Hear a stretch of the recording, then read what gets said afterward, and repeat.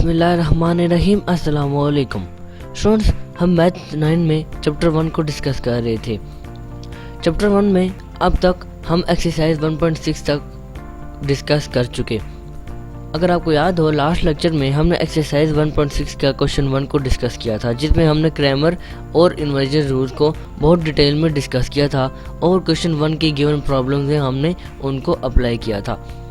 Students, आज का जो हमारा लेक्चर है वो है एक्सरसाइज 1.6 के क्वेश्चन नंबर 2 और क्वेश्चन नंबर 3 से रिलेटेड।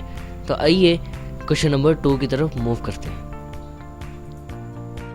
जी स्टूडेंट्स, एक्सरसाइज 1.6 स्टूडेंट्स, बुक में क्वेश्चन नंबर 2 और क्वेश्चन नंबर 3 को स्टार्ट करने से पहले हमें कुछ स्टेटमेंट दी गई है।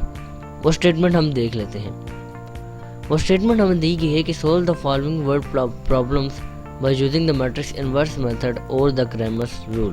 क्वेश्चन नंबर 2 से क्वेश्चन नंबर 6 तक हमें स्टेटमेंट दी गई है कि वो वर्ड प्रॉब्लम्स हैं और हमने उनको क्रैमर्स रूल या फिर मैट्रिक्स इन्वर्स मेथड से उनको सॉल्व करना है। तो आइए क्वेश्चन नंबर 2 देखते हैं। क्वेश्चन नंबर 2 की स्टेटमेंट कुछ इस तरीके से हमें गिवन है। स्टेटमेंट कहती है the length of a rectangle is 4 times it's width, the perimeter of the rectangle is 150 centimetre, find the dimensions of the rectangle. इसकी स्टेटमेंट हमें क्या कहती है, हम इसके सॉल्यूशन में देखेंगे।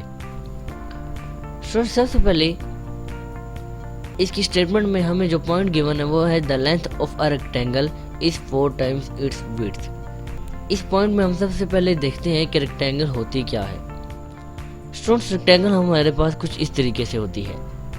रेक्टेंगल हमारे पास एक ऐसी शेप होती है जिसकी लेंथ उसकी विड्थ के बराबर नहीं होती। अब स्टेटमेंट में हमें कहा गया है कि the length of a rectangle is 4 times it's width. हम सपोज कर लेते हैं कि रेक्टेंगल की लेंथ ये x ये है और विड्थ y ये है। हमने सपोज कर लिया कि रेक्टेंगल की लेंथ x और विड्थ y। हम लिख भी लेते हैं कि let x be the length of a rectangle and y be the width of a rectangle। अब हमें कहा गया है कि जो रेक्टेंगल की लेंथ है वो उसकी विड्थ के 4 टाइम्स है।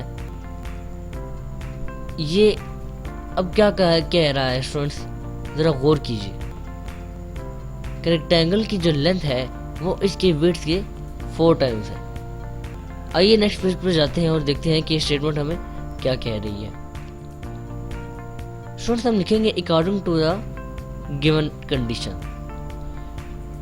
स्टूडेंट्स, हमने x को लेंथ कंसीडर किया और y को विड्थ कंसीडर किया। अब हमें कहा क्वेश्चन में ये गया है कि जो रेक्टेंगल की लेंथ है वो उसकी विड्थ के 4 टाइम्स है। तो हम लिखेंगे 4x is equal to y। Rectangle की लेंथ उसकी विड्थ के 4 टाइम्स है, इसलिए हमने 4 के साथ x के साथ 4 को मल्टीप्लाई कर दिया क्योंकि लेंथ 4 टाइम्स है विड्थ के। अब स्टूडेंट्स, अगर हम इस इक्वेशन को अरेंज करें, अगर हम y को दूसरी तरफ ले जाएं तो फिर हमारे पास ये इक्वेशन किस तरह से बनेगी, आइए देखते हैं। अगर हम y को इस तरफ ले जाएं तो 4x माइनस y हो जाएगा और इज इक्वल टू 0 और ये हमारे पास इक्वेशन 1 बन गई। स्टूडेंट्स, अब क्वेश्चन में जो सेकेंड स्टेटमेंट हमें गिवन है वो है कि पेरीमीटर रेक्टेंगल का 150 सेंटीमीटर के इक्वल है। ये पॉइंट हम लिख लेते हैं and the perimeter of rectangle is 150 centimetre. तो स्टूडेंट्स, पेरीमीटर का फॉर्मूला कुछ इस तरीके से होता है 2x plus 2y is equal to 150। अगर 150 की जगह हमें कोई और वैल्यू गिवन होती तो हम कोई और वैल्यू लिखते और इसको हमने इक्वेशन 2 का नाम दे दिया। क्वेश्चन में आखिर में कहा गया है कि find the dimensions of a rectangle. Students, dimension से मुराद जहां पर x और y है, यानी कि हमने रेक्टेंगल की लेंथ और विड्थ फाइंड आउट करनी है। तो स्टूडेंट्स, अगर आप गौर करें इक्वेशन 1 और इक्वेशन 2, क्या ये दो साइमल्टेनियस लीनियर इक्वेशन नहीं बन गई, वो भी 2 वेरिएबल्स की? The answer is yes. ये दोनों एक simultaneous linear equation in 2 variables बन चुकी हैं। यानी कि अब हम इन दोनों इक्वेशंस को इन्वर्स मेथड से या फिर क्रैमर्स रूल से बआसानी सॉल्व कर सकते हैं। तो हम लिखेंगे नाउ, उन दोनों इक्वेशन को हमने साइमल्टेनियस लिख लिया। मैं आपके लिए यह प्रॉब्लम बाय इन्वर्स मेथड से सॉल्व करूंगा। तो मैं लिखूंगा by using matrix inverse method. Matrix inverse method में सबसे पहले क्या किया जाता था जी, मैट्रिक्स इन्वर्स मेथड में जो इक्वेशन थी उनको मैट्रिसेस की फॉर्म में कन्वर्ट किया जाता था। तो हम लिखेंगे कन्वर्टिंग इनटू मैट्रिसेस। मैट्रिक्स की फॉर्म में हम इनको कन्वर्ट करेंगे। 3 मैट्रिसेस बनेंगे a, x and y। a की वैल्यू हमारे पास वेरिएबल्स के कोएफिशिएंट्स अलग करके हम a की वैल्यू लिखेंगे। वेरिएबल्स की जो वैल्यू होगी वो x में आएगी और जो कांस्टेंट्स होंगे वो b में आएंगे। तो इस तरह हमने a, x और b इन तीनों की वैल्यूज लिख ली। अब स्टूडेंट्स, हम मैट्रिक्स इन्वर्स मेथड में जो हमारा सेकंड स्टेप होता था, हम मैट्रिक्स की इक्वेशन बना लेते थे। अब इक्वेशन कैसे बनेगी आइए देखते हैं। हम लिखेंगे converting into matrix equation. Matrix equation में हम लिखेंगे ax is equal to b, और फिर क्योंकि हमने मैट्रिक्स x फाइंड करना है, मैट्रिक्स x के अंदर वेरिएबल्स x और y गिवन है, हमने x y फाइंड आउट कर रहे हैं, यानी कि हमने इन शॉर्ट हमें मैट्रिक्स x फाइंड आउट करना है। हमें x यहाँ पर अकेला चाहिए। तो ये इक्वेशन कुछ इस तरीके से हो जाएगी कि x is equal to a inverse b। Students, हमारे पास मैट्रिक्स की इक्वेशन बन गई। अब x को फाइंड आउट करने के लिए हमें 2 वैल्यूज चाहिए, एक मैट्रिक्स के इन्वर्स की और b तो हमारे पास गिवन है, लेकिन मैट्रिक्स का इन्वर्स हमें नहीं गिवन, तो हमने वो फाइंड आउट करना है। और मैट्रिक्स का इन्वर्स का फार्मूला क्या था, जरा रिकॉल करें जी। मैट्रिक्स इन्वर्स का फार्मूला था adjoint of matrix A divided by determinant of matrix A. सबसे पहले हम मैट्रिक्स ए का डिटर्मिनेंट देखते हैं। Determinant of matrix A, students आप जानते हैं कि पहले डायगोनल एंट्रीज मल्टीप्लाई होती हैं और फिर नॉन डायगोनल एंट्रीज मल्टीप्लाई होती हैं और दरम्यान में माइनस साइन आता है और हमारे पास डिटर्मिनेंट इस तरीके से आ जाता है। तो हम लिखते हैं 4 2 8 एंड -1 2 -2, चूँकि 1 -2 ये, 1 ये और 1 ये प्लस हो जाएगा, तो 8 + 2 इज इक्वल टू 10। हमारे पास जो डिटर्मिनेंट हासिल हुआ वो 10 हुआ। तो स्टूडेंट्स, हमने डिटर्मिनेंट फाइंड आउट कर लिया मैट्रिक्स ए का। अब हम मैट्रिक्स ए का एडजॉइंट देखते हैं। एडजॉइंट अगर आपको याद हो तो हम यही जो डायगोनल एंट्रीज हैं, इन डायगोनल एंट्रीज के हम पोजीशंस चेंज कर देते हैं। इन डायगोनल एंट्रीज को हम आपस में रिप्लेस कर देते हैं और जो नॉन डायगोनल एंट्रीज होती हैं उनके हम साइंस चेंज कर लेते हैं। कुछ इस तरीके से हमने डायगोनल एंट्रीज को रिप्लेस कर दिया और नॉन डायगोनल एंट्रीज के साइंस चेंज कर लिए। हमारे पास एडजॉइंट ऑफ मैट्रिक्स ए भी हासिल हो गया। अब एडजॉइंट ऑफ मैट्रिक्स ए और डिटर्मिनेंट ऑफ मैट्रिक्स ए की वैल्यूज हम ऊपर दिए गए फार्मूला में पुट करते हैं। हमारे पास फार्मूला ये है adjoint of A divide by determinant of A. अब हम एडजॉइंट ऑफ ए और determinant of A matrix A की वैल्यू पुट करते हैं कुछ इस तरीके से। अब जानते हैं कि डिटर्मिनेंट को हम कुछ इस तरीके से भी लिख सकते हैं और साथ adjoint matrix A as it is multiply हो जाएगा। तो स्टूडेंट्स, हमने ए इनवर्स की वैल्यू फाइंड आउट कर ली। अब ए इनवर्स की ये वाली वैल्यू हम इस इक्वेशन में पुट करेंगे। तो आइए नेक्स्ट पेज पर जाते हैं और अपने आंसर्स को फाइनलाइज करते हैं। तो हम लिखेंगे from equation 1 x is equal to a inverse b। x की वैल्यू हमारे पास एक्स वाई है, इक्वल टू का साइन, a इनवर्स की वैल्यू हमारे पास ये है और b की वैल्यू हमारे पास ये। अब आप जानते हैं कि ये दोनों मैट्रिक्स यहाँ पर मल्टीप्लाई हो रहे हैं, तो सबसे पहले हम इन दोनों मैट्रिक्स को मल्टीप्लाई करेंगे। आप देख सकते हैं स्टूडेंट्स कि इस मैट्रिक्स का ऑर्डर, आप जानते हैं कि इस मैट्रिक्स का ऑर्डर 2/2 है। और इस मैट्रिक्स का ऑर्डर जी, इस मैट्रिक्स का ऑर्डर है 2/1। बीच के दो एलिमेंट सेम है और जो हमारे पास प्रोडक्ट मैट्रिक्स हासिल होगा वो इस ऑर्डर का होगा, 2/1 ऑर्डर का। तो ये मल्टीप्लिकेशन बआसानी की जा सकती है। X Y as it is रहेगा और 1/10 भी एज इट इज।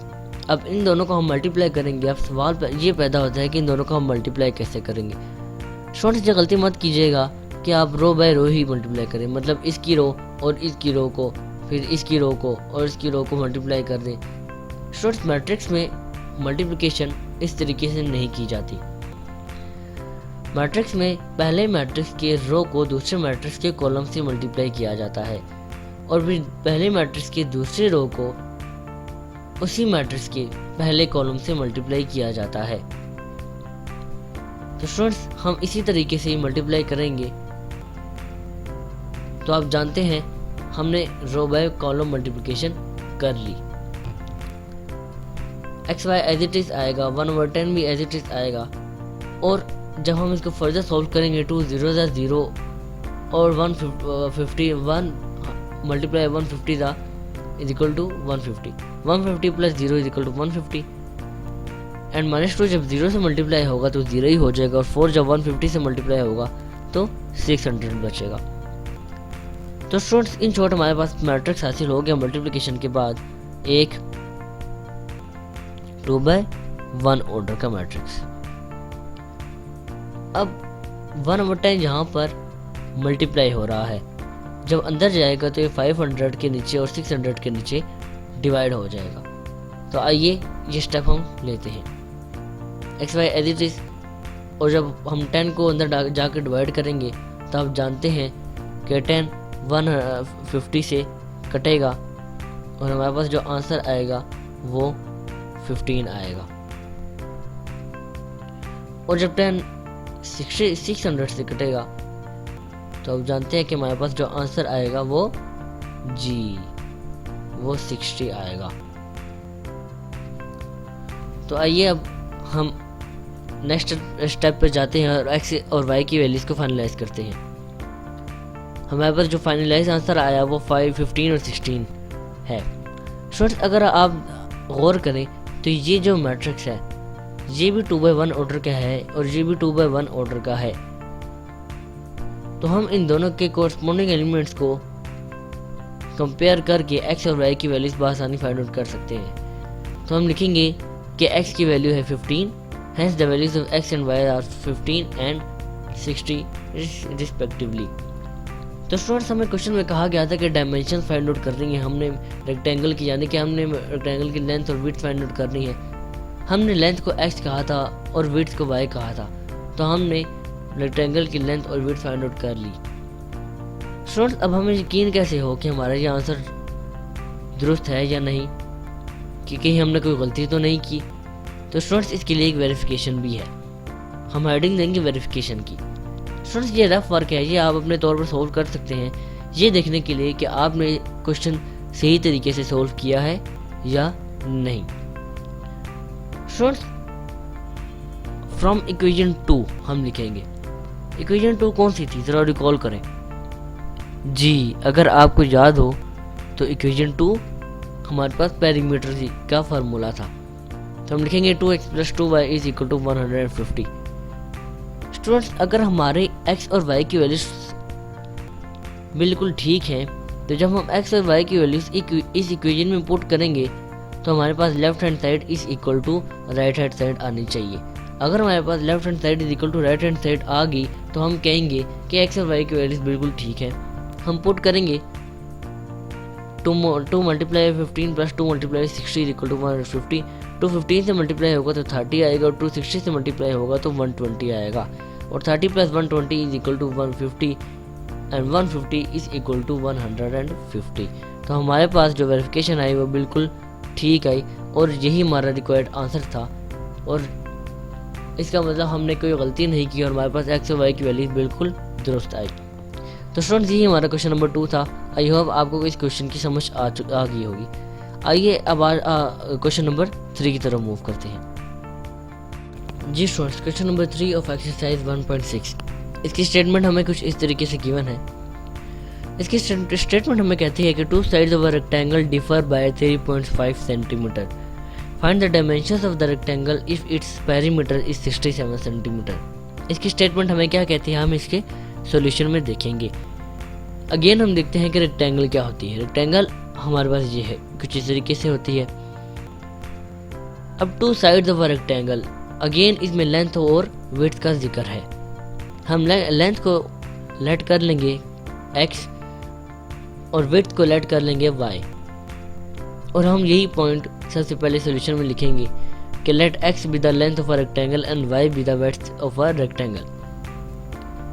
अब हमारे पास जो स्टेटमेंट वो कह रहा है कि two sides of a rectangle differ by 3.5 centimetre, यानी कि टू साइड्स x और y 3.5 सेंटीमीटर से डिफर कर रही हैं। डिफर स्टूडेंट्स, डिफर का वर्ड यूज है, इसका मतलब दरमियान में माइनस का साइन आएगा। x minus y is equal to 3.5 centimetre, हमारी पहली कंडीशन ये होगी। तो हम लिखेंगे according to the condition x minus y is equal to 3.5 centimetre, और इसको हम इक्वेशन 1 का नाम दे देते हैं। अब पेरीमीटर हमारे पास गिवन है 100। सो स्टूडेंट्स, ये बाय मिस्टेकन लिखा गया है। पेरीमीटर जो हमारे पास गिवन है वो 67 सेंटीमीटर है। तो हम यहाँ पर लिख देते हैं कि पेरीमीटर जो हमारे पास गिवन है वो है 67 सेंटीमीटर। तो स्टूडेंट्स, अभी हम ऊपर पेरीमीटर का फार्मूला डिस्कस करके आ चुके हैं। तो हम लिखेंगे 2x + 2y is equal to 67, और इसको हम इक्वेशन 2 का नाम दे देंगे। तो स्टूडेंट्स, हमारे पास अगेन 2 इक्वेशन हासिल हो गई हैं। तो हम इन दोनों को साइमल्टेनियस लिख के इस प्रॉब्लम को एक आसानी सोल्व कर सकते हैं। तो हम लिख देते हैं कि now x minus y is equal to 3.5 and 2x + 2y is equal to 67। Students, again हमारे पास 2 इक्वेशन आ गई। इन दोनों को मैट्रिक्स की फॉर्म में आप कन्वर्ट करके इसको इन्वर्स या फिर क्रैमर्स रूल से अपने तौर पर सॉल्व कर सकते हैं। तो स्टूडेंट्स, यही था आज का हमारा लेक्चर, जिसमें हमने क्वेश्चन नंबर 2 और क्वेश्चन नंबर 3 को सॉल्व किया। स्टूडेंट्स, क्वेश्चन नंबर 3 जो है वो बिल्कुल क्वेश्चन नंबर 2 से रिलेटेड है। इक्वेशंस बनाकर मैंने आपको दिखा दी हैं, इक्वेशन आपके पास मौजूद हैं। आप इन दोनों इक्वेशंस को मैट्रिक्स की फॉर्म में कन्वर्ट करके इन्वर्स मेथड से या फिर क्रैमर्स रूल से बआसानी सॉल्व कर सकते हैं। स्टूडेंट्स, याद रखिएगा कि self done is well done. तो स्टूडेंट्स, आपसे मुलाकात होती है इंशाल्लाह अब नेक्स्ट लेक्चर में, जिसमें हम एक्सरसाइज 1.6 के मजीद प्रॉब्लम्स को सॉल्व करेंगे। तो तब तक के लिए अल्लाह हाफिज़।